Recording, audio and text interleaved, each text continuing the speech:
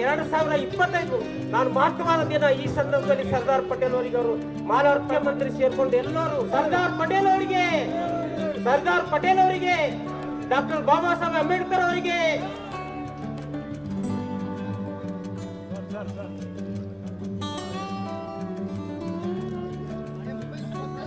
If you like this video ಬೇಗ like ಮಾಡಿ, comment ಮಾಡಿ, ಶೇರ್ ಮಾಡಿ ಹಾಗೂ ಯೋಯೋ ಟಿವಿ ಕನ್ನಡವನ್ನು ಸಬ್ಸ್ಕ್ರೈಬ್ ಮಾಡಿ.